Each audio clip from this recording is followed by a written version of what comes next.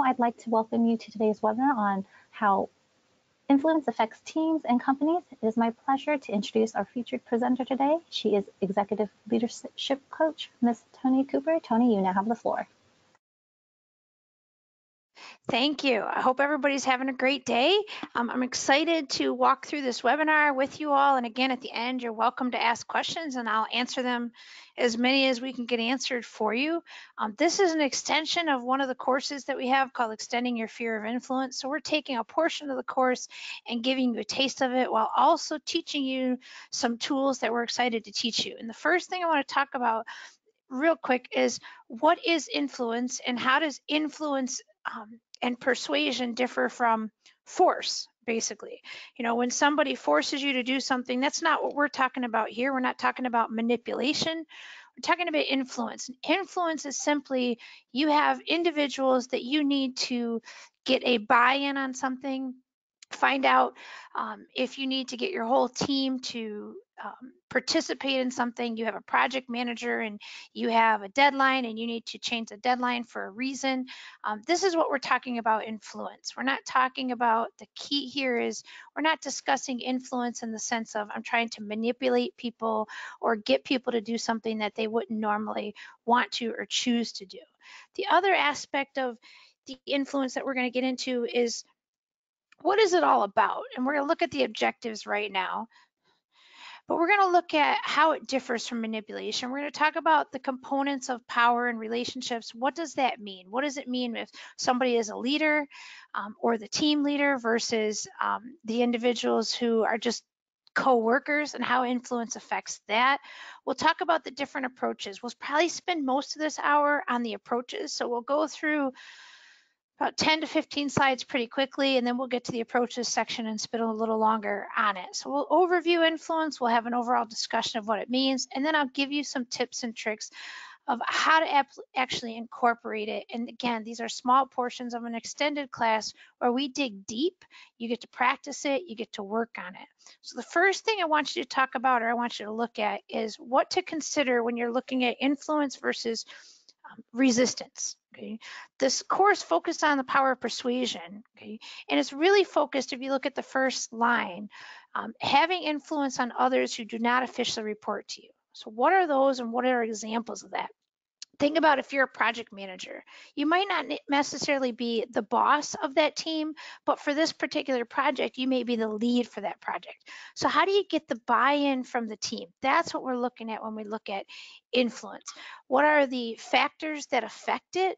What are the factors that are going to get the buy-in? Do they have other priorities that are happening in their lives? Do they have other things that they have to do?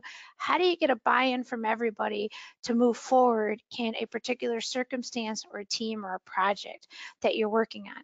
These are two questions that you want to consider when you're thinking about it. What are the most common barriers of resistance you face? You don't have to answer it. Okay. And what are the contextual factors that impact your ability to win? Now, I'm sorry, win others over. Contextual factors could be anything. It could be things that they have that are other priorities. It could be things that you have in regards to your own confidence in the project, your planning, your structure, how much do you know about it, those types of things. So there's a lot of factors that influence or that affect influence and affect how to communicate and get buy-in. But the key thing is this: to use sources of power and persuasion strategies to achieve mutually beneficial results.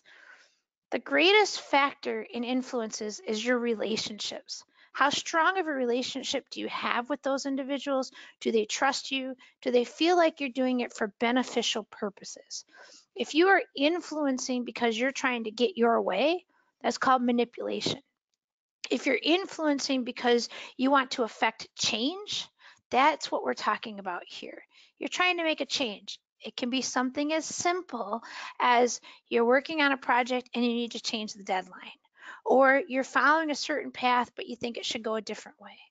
Or even as I just was on a phone call this morning with a couple of leaders and we were on a coaching call, and one of the things they talked about was that the weekly meetings that they have with their leadership is just completely ineffective in their situation, because the leader is giving them step by step of what they do wrong, what they do wrong, what they do wrong. It's not a mutually beneficial meeting. There's no influence there. It's really just, this is everything that you do wrong. So what we worked on today was talking about everybody needs to benefit, but you also need to feel like you can affect change. So how do you communicate to your leadership how you want to change that meeting? And we had a whole discussion on that. In this situation, I was a mediator for this power of influence, but these individuals expressed themselves, they explained to the leader what they needed, and they talked about how it could change, looking at that change and how it could be a powerful change to actually benefit the organization. So we're going to start a new process for their meetings. And this was all because the individuals in there had a plan, knew what they wanted to do, knew how they wanted to communicate it, and realized that their ideas were going to be beneficial to the whole organization, not just to themselves. So when you're looking at influence, you need to look at what is it that you're trying to change. Influence is about making a positive change within the organization or the team. You might want to change how you see things. You might want to change people's thought processes. You might want to change how they do things. Okay? But we need to look at situations with different perspectives and realize that when you're talking about how influences affects teams, it's all about change. The key thing is making change for the positive. I want you to change your perspective on how you see this project, because there's other ways to look at it. Or I'd like you to think of things differently about how I want to move forward, what my growth plan is in the company. And I want it to be mutually beneficial to my leader and to myself. Okay? So influence is about change. To influence someone, we need to change their relationship with how we interact with them, or we may wish to influence someone how they see something so they can change their perspective. What does that mean? If we've always done something the same way in our team, but you have a new idea or a solution to make it better, you need to help people see it from a different perspective. You need to tell a story. You need to get them to understand. You need to hear it from a lot of different ways. That's one way to influence change, looking at it from a different perspective.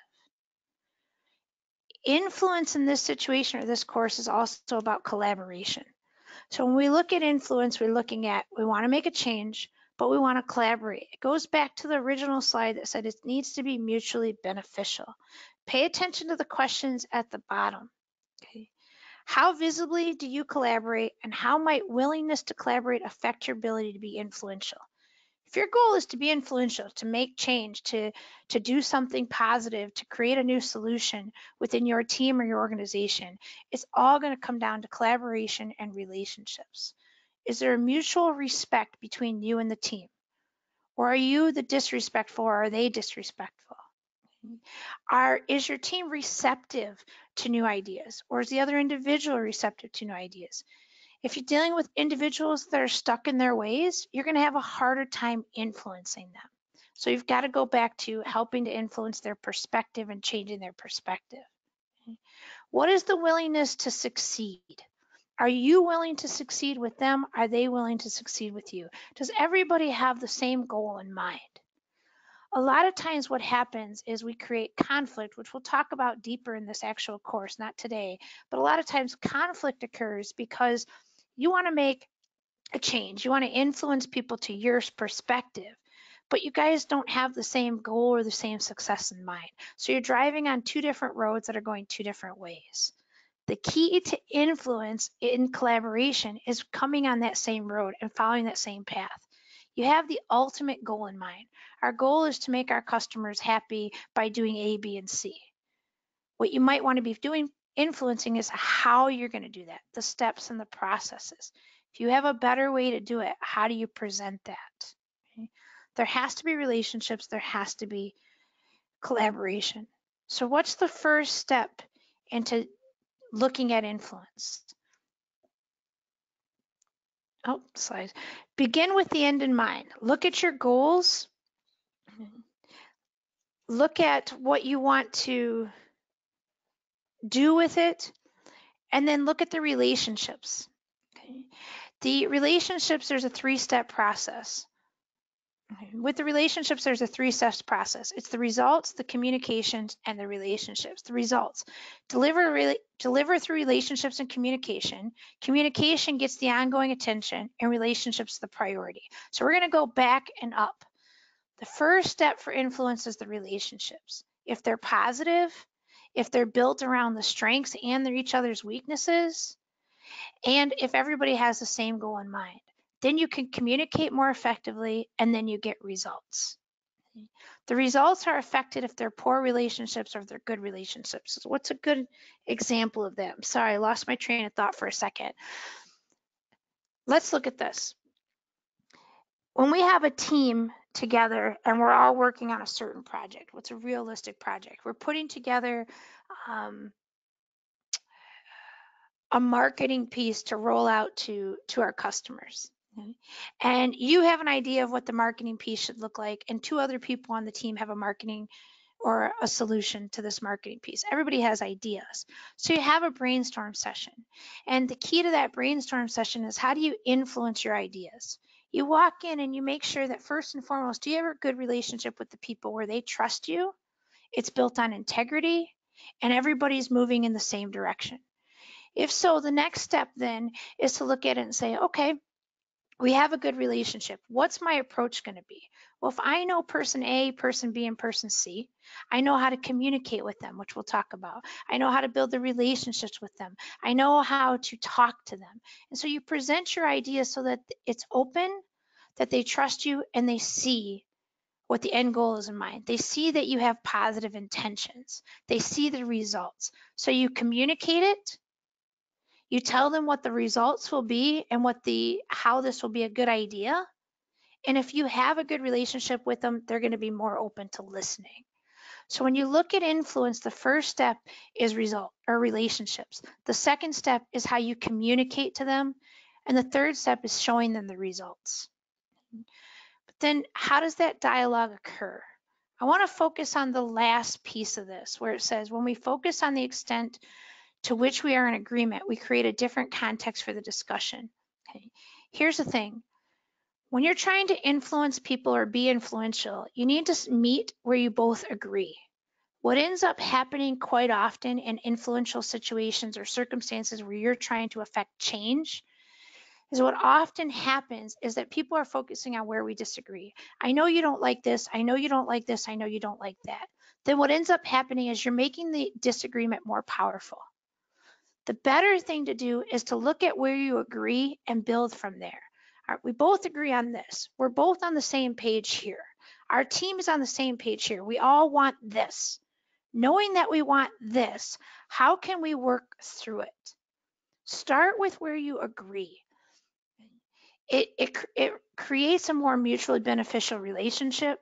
You have less conflict, you have less adversarial discussions, and everybody seems to get on the same page when you find the agreements. This is, if you can leave with anything today, leave with that. That's a huge piece of influence and how it affects teams. When influence is bad, teams go into this huge disagreement and they're focused on what they want. When you look at where you agree, you're focusing on what the overall team wants and how everybody can come together. That would be a key piece to influential conversations, is start with where you agree and go from there. The next piece when you're looking at influence is, what's the difference between influence and manipulation? Influence means collaborate. It means that I'm walking alongside of you so that we can get the same results, so that our team can move forward. Manipulation is when that you're using tactics. You're going, well, I'm going to try to get on their good side, even though I know I don't like them. Or I'm going to use this sales tactic to try to get them to go onto my side. Okay, it's that situation where people are like, I want them on my side. I'm trying to win them over. I'm trying to get them to go with my idea. And it's all about me, me, me, me, me. That's manipulation. Influence is, I'm going to respectfully come to them. I'm going to talk with integrity. I'm going to be trustworthy, and we're going to walk alongside each other to come up with a solution. It enhances the relationship. It doesn't get people to be irritated, mad, or angry. That's a huge, huge difference. So manipulation is telling people what you want to get the results that you want. Influence is, I'm going to talk with you, we're going to have questions, and we're going to have a mutually beneficial, positive conversation. It's really important that you understand the difference between that, because what we're talking about this in class is the collaboration piece. So what are the elements of influence? This is a big quote, and I'm going to point out two big pieces to it. It says, people are open to positive influence when the perceived value to them in collaborating with request is greater than the sum of the costs and risks that they perceive, and they believe and trust the source of the request. What does that mean? When they see a perceived value in collaborating, and then they trust and believe in you. The key pieces are that they believe in you, they believe and trust in you. You're the source of the request. It's you that's trying to influence. Okay? And that there's a perceived value in collaborating, that by working together to come up with a better solution, it is going to benefit our team and the organization in this way. By working together to come up with a solution, it's going to benefit us this way. There's two pieces. There has to be a perceived value in collaborating, meaning there has to be a benefit, but they also must believe and trust in you. Think about to yourself, if somebody's talking to you that you don't trust, how well are you going to listen to them? You're probably in your brain going to negate everything they say because you don't trust them.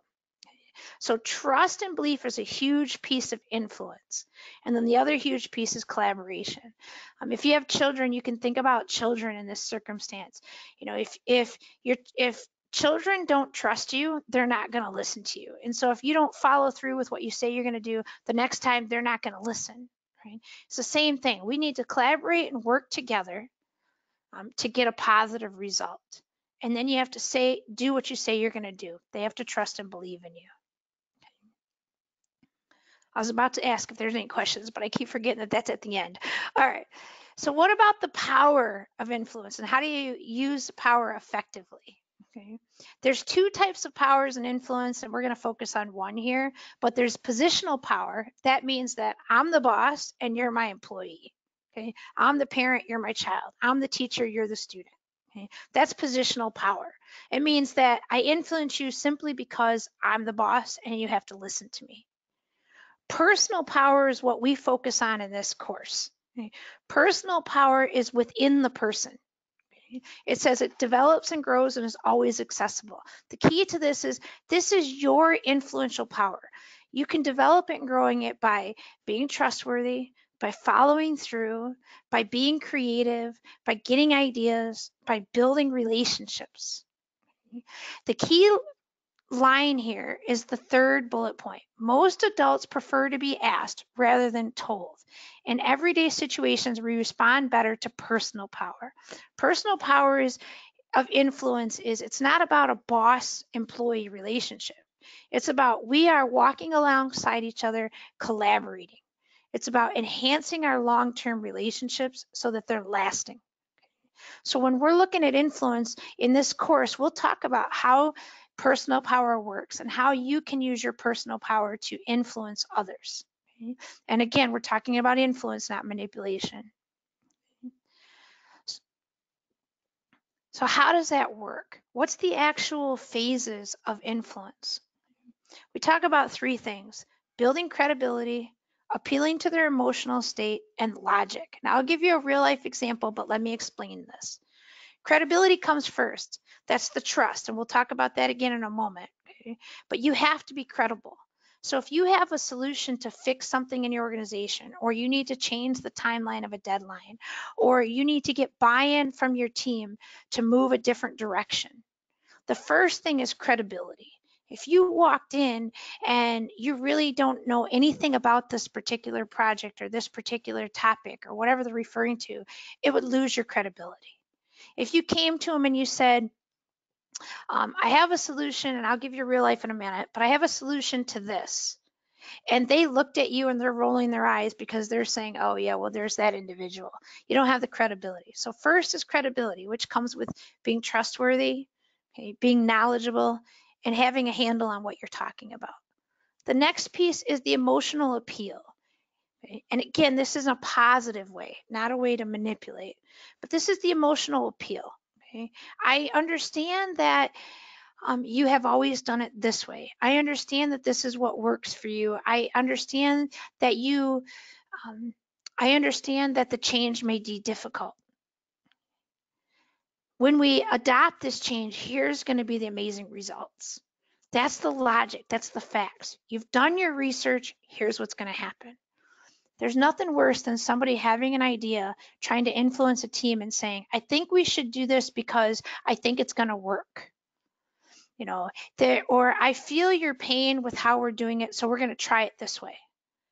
You can have the credibility, you can appeal to their emotion, but you also have to include the facts, the logic. We've tried it, we've tested it, these are the different things, or this organization's done it this way, this is what went wrong. The logic is the facts. So let's give a real life example. If I wanted to, I'm in an organization and we've always, we've always sat down as a team, and in the team, the way it's always worked is we talk about the what's going wrong and how to fix it. And I want to change the structure of those team meetings. I'm trying to give a real generic example. So I want to change the structure of those team meetings. And what I want the team meetings to focus on is, I'd like the team meetings to focus on the victories and the opportunities and what went right, so that we can leave the team meetings in a positive way.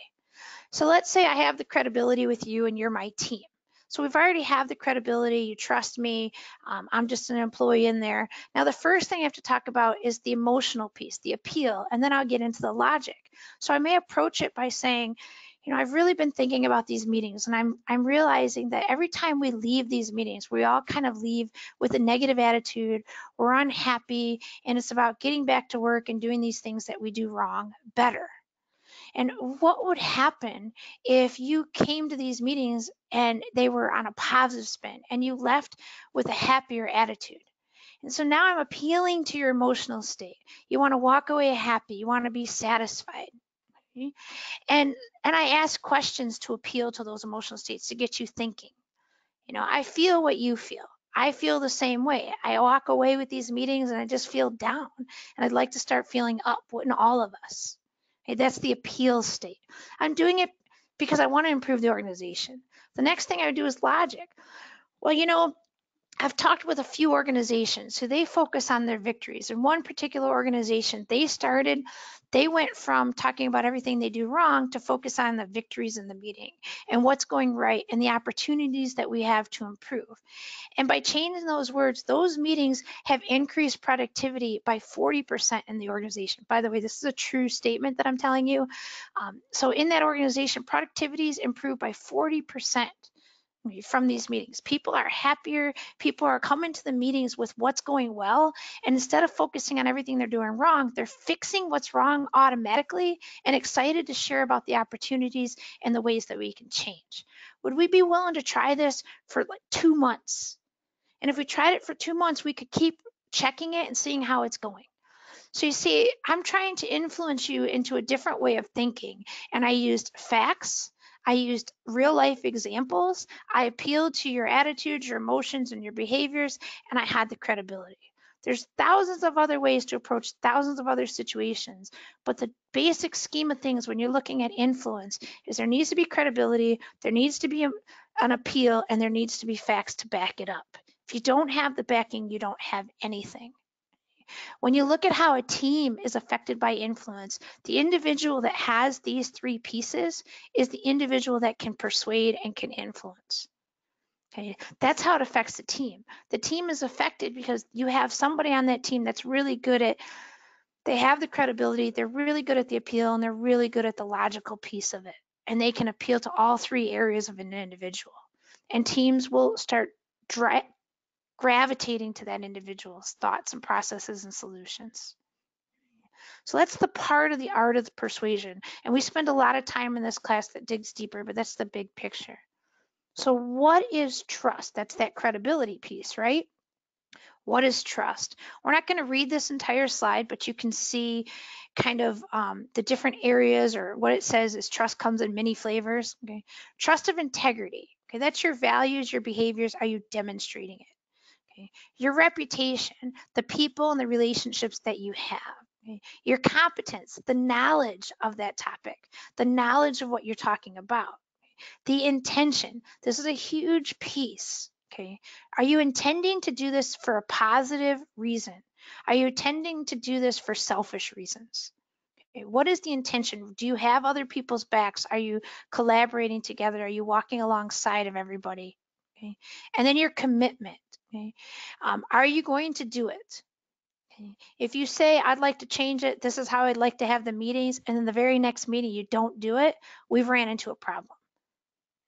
If you tell everybody, well, we need to start getting things done ahead of time and being on time, and then you're always late, you don't have the trust of commitment. One time, fine, but if it's a regular thing, you don't have that. So there's many levels of trust, and you need to have them in all areas to have that credibility. So what are the principles of influence? Okay, we'll spend a few minutes on this and then we'll get into the actual communication piece as well. But the principles of influence, there's a slide that breaks down each of these and I'll bring them up. But Cialdini's 5 Universal Principles of Influence. He wrote this book on the Universal Principles of Influence. You can get it. It's much detailed on this. But this is what he says there are. It's reciprocation, reciprocity, commitment, authority, social validation, and friendship. These are all the things that influence people in teams. Okay, these are all the things that influence people. It influences their decisions, it influences their communication, it influences their buy-in. Okay, so let's look at each of these. Reciprocation. Okay. Reciprocation is you do for me, I'll do for you. But better is you can have anything in your life you want if you help enough other people get what they want for unselfish reasons. So helping each other out, doing something for others just because. Okay. Reciprocation. It doesn't mean I'll do this for you if. Okay. Reciprocation is just flat out being kind. Okay.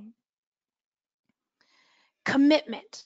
This is another huge piece of influence. Okay. Are you committed to doing what you say you're going to do? Okay. They need to know that you're committed to it. They need to know that you're behind it. They need to know that what you say you will back up. And once you show a solid commitment, once you show consistency, once you show follow-up, once you show excitement about it, then people are more likely to be committed. Okay. Commitment can be things like, I'm going to stand behind you when you go and communicate with your leader to help you. But then when that meeting happens, you don't show up. Okay, that's lack of commitment. When you are there and you're standing behind them and you're helping them in a positive way, that's commitment. If you say you want to make a change and then working through the entire thing from beginning to end is commitment, not giving up in the middle. The next principle of influence we showed was authority. Okay. Authority. Okay. Authority doesn't necessarily mean I'm the boss, you're the employee authority. It can be something as simple as knowledge. Okay. Do you have the competency? I guess authority, you could also put the phrase competency in there. Okay.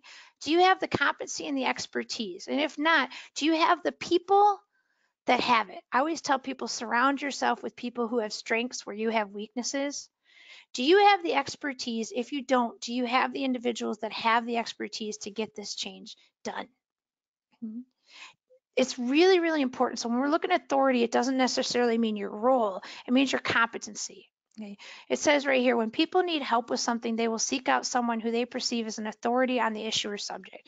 Do you have the knowledge? Do you have the competency? Do you have the expertise on this? Okay. So when you're trying to make a change, do you have the knowledge and the expertise to implement that change, to understand that change? If you do, then you can influence that change. Authority plays a huge piece in teams because when you're having team meetings, the individual that's knowledgeable, competent, as well as has the trust pieces of it, is the individual that generally will drive people the way that it needs to go. The next one is social validation. I like the first paragraph here. As independent as we like to consider ourselves, we love to be part of a crowd, and most of us like to feel that we fit in and are accepted. It is so true. So whether you act like you don't care about what other people think, we really do. Okay?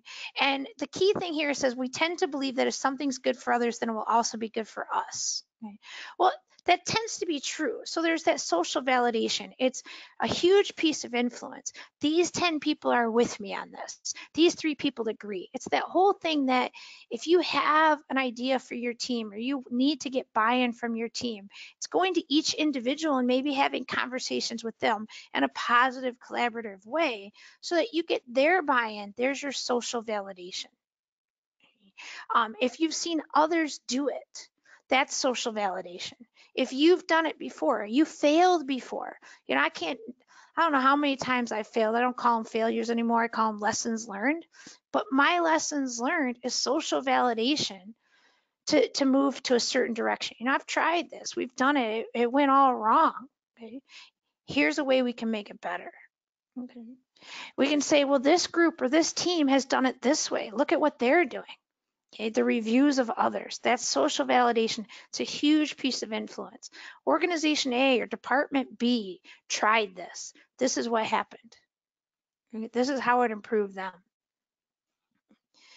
And then there's that big piece. You can call this friendship or you could put relationships. It's the same thing. Okay? We tend to listen to people who we have strong relationships with. Okay? They know you the best. They're more likely to support you. People want to be around kind people. People want to be around people who are warm, who are friendly. It's a huge part. So when you have a strong relationship with a mentor, an individual, or a team, you're more apt to be influential. You have to build friendships. You have to build relationships. It's a huge piece of influence. So just to review those before we move on to the other piece, is that when you're looking at influence and you're looking at how it affects your team and how you can be more influential, you first got to have the credibility, which is that trust piece. Okay? You have to have trust of integrity, trust, reputation, competence, and so on. Okay? And then the pieces that affect influence is, are you reciprocal? Okay? Do you help other people or do you always just want something from someone? Okay? Are you committed? Okay? When you're trying to influence, are you committed to stand behind what you're referring to? Do you have the authority? Do you have the competence and the knowledge behind this? And if you don't have all of it, do you have the team that can help support that can bring in the strengths? Okay. Do you have social validation? Have you looked at other departments, organizations, or people who have tried it? If you're doing something completely outside of the box, if you want to do a change that's completely outside the box, are there others on board with this? And then are you kind? Have you built those relationships so that you can influence others in a positive way, so that you can collaborate? You've got to build those relationships. If you don't have the friendships, if you're not kind and you're not respectful, all this goes out the door. It's a huge piece of it. Okay? Because otherwise, then you're more in that manipulation. I have the power, do as I say.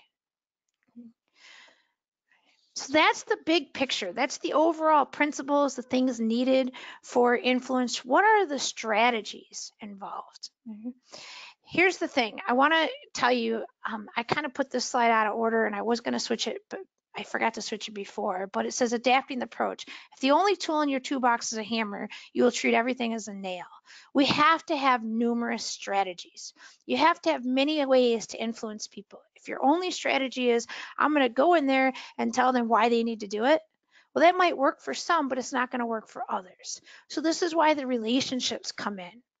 You need lots and lots of different strategies to appeal to people. We're going to look at those real briefly, and then we're going to look at different ways of thinking and influential styles, and then we'll wrap up the training.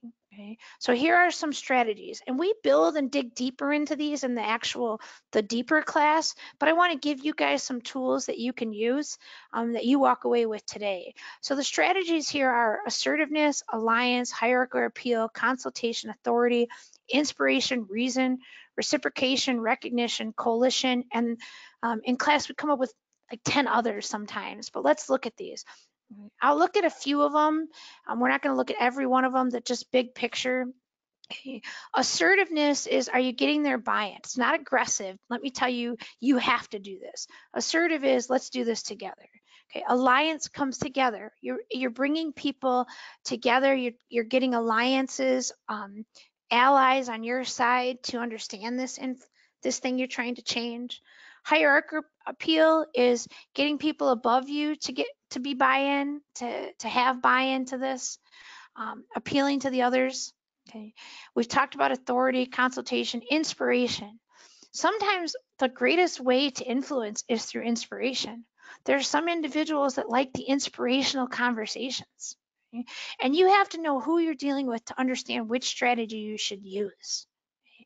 Reasoning. There's an individual that I'm coaching right now. She's the CEO of a company, and I'm coaching her on training and communication.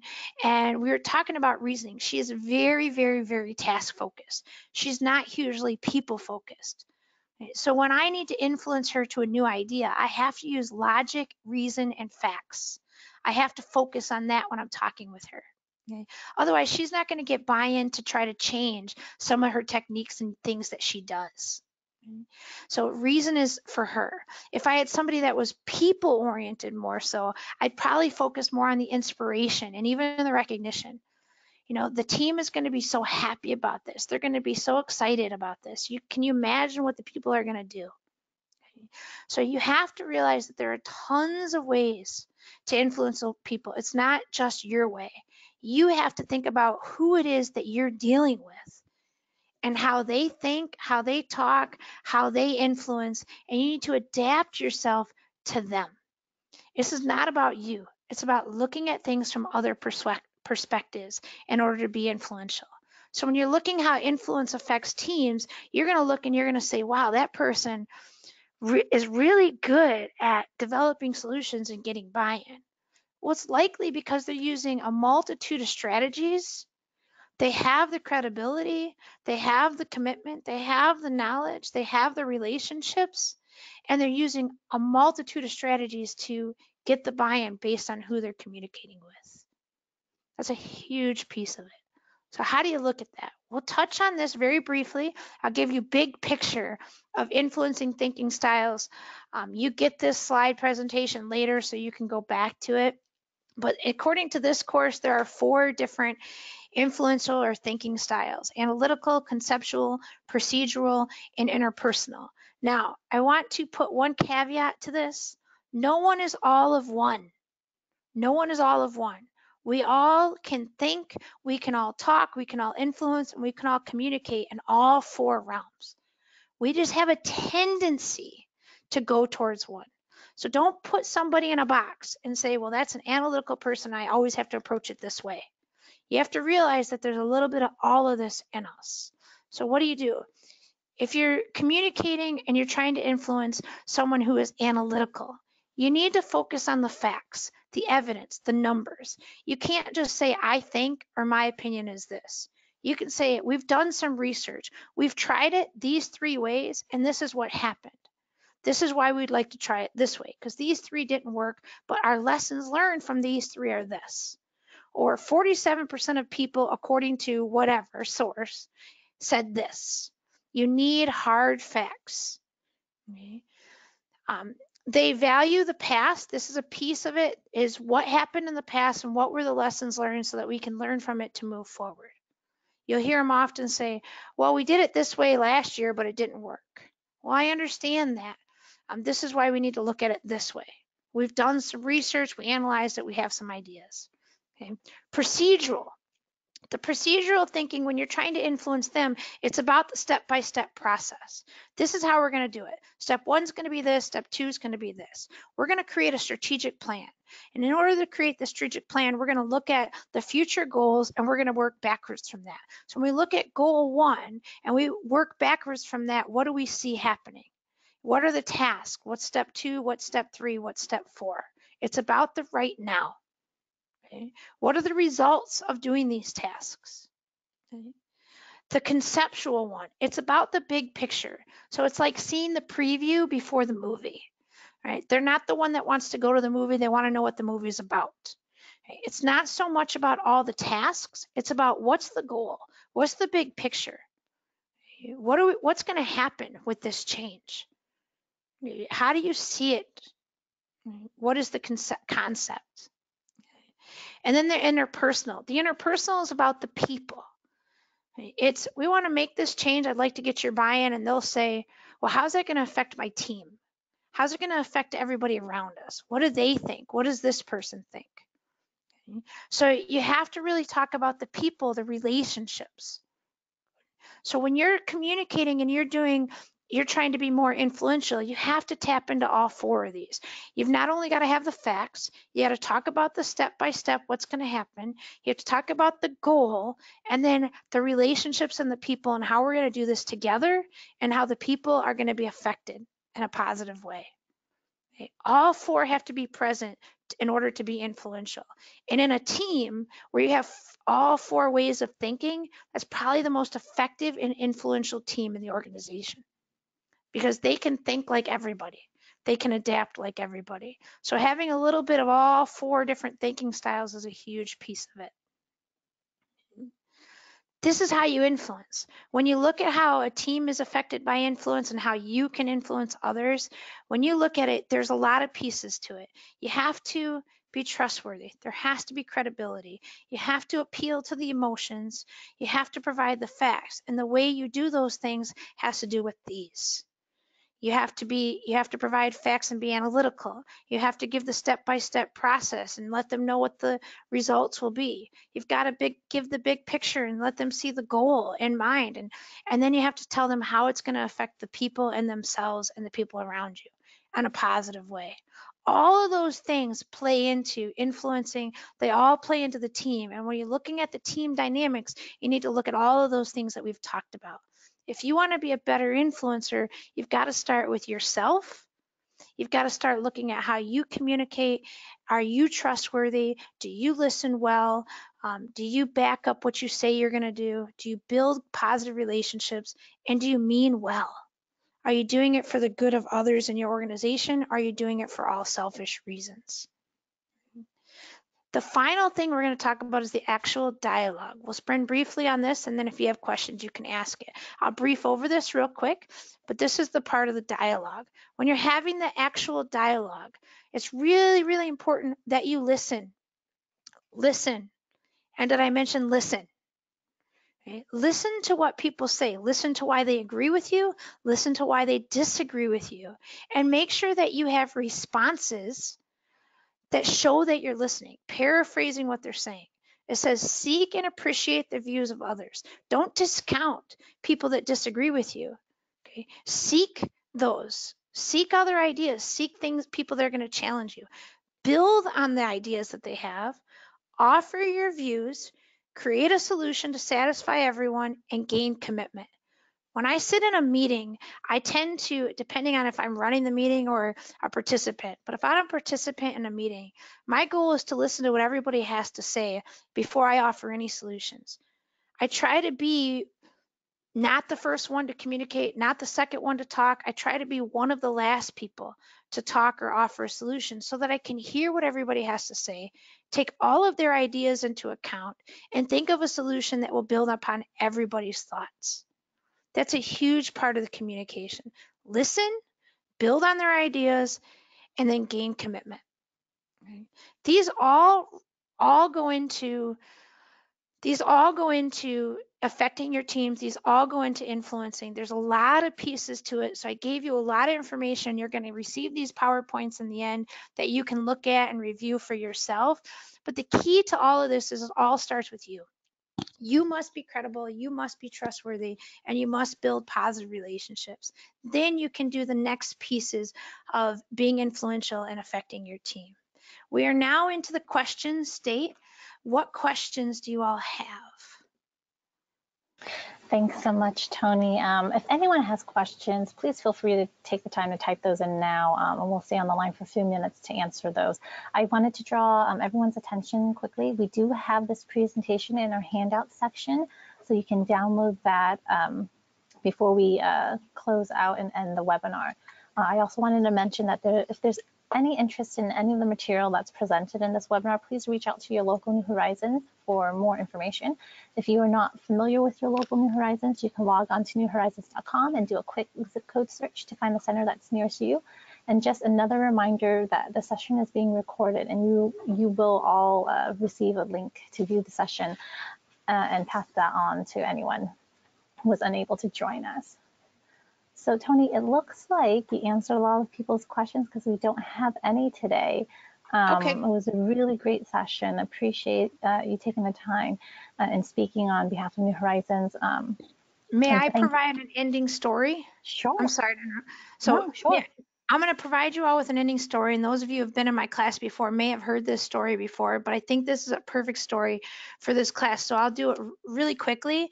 An ending story to show you how influence affects it and how you can affect others just by what you say and what you do. So it's a made-up story. It's not real in any way, shape, or form, and I promise no animals were injured in the story, and it's about a 2-minute story. So this kind of sums the class. So let's pretend that John is the boss of the organization, and John walks in and he says, he uses our authority and he says, it's ridiculous. You guys have all been coming late to work. From now on, there's going to be serious consequences if you show up late because I'm not going to deal with it anymore. The next day comes along and John's opportunity clock doesn't go off. He wakes up, he gets out of bed, he jumps out of bed, he jumps into his car, and he starts speeding into work. And behind him, he hears, and he realizes he gets pulled over. And he says to himself, this is ridiculous. Doesn't this officer have anything else to do besides taking care of just a regular law-abiding citizen? And he gets a ticket. He gets into work late, and there is Jane. And Jane says, hey, John, how's your day going? And John says, what are you asking me that? Don't you have work to do? Get to work. As John walks away, Jane walks away and says, who does he think he is? I've given my life to this job. I've been here for 15 years. This is ridiculous. I don't deserve to be treated like this. Just then Sam comes by, and Sam says, Jane, you know that project that we're working on? I really need help with one of the tasks. Can you help me? Jane says, don't you have anything better to do? I don't have time for that project right now. Go find someone else. Then Sam walks away and says, who does she think she is? I've been here for 5 years. This is ridiculous. I don't deserve to be treated like this. Okay. Then Mark comes by and Mark says, Sam, help me. And says, you know, we have a big issue in the company. Something went all wrong. Help.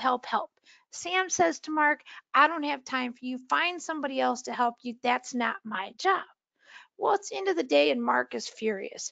Who does Sam think she is? How does she, she doesn't deserve, I don't deserve to be treated like this. I'm not going to take it. I've been giving my lifeblood to this organization. This is ridiculous. Well, Mark is driving home and Mark's still furious, fuming at how he was treated. And when he gets home, Mark walks in the door and there's his son. And his son says, hey, Daddy, how are you today? And Mark looks down and notices that he has holes in his nice school pants. And he says to his son, didn't I tell you that when you come home, you need to change your clothes, get out of your school pants, go to your room. Mark's son starts stomping his feet. He's unhappy. He's walking to his room and he says, who does he think he is? I just want to say hi to Dad. This is ridiculous. Just then the cat walks by and the little boy kicks the cat. Now what's the lesson?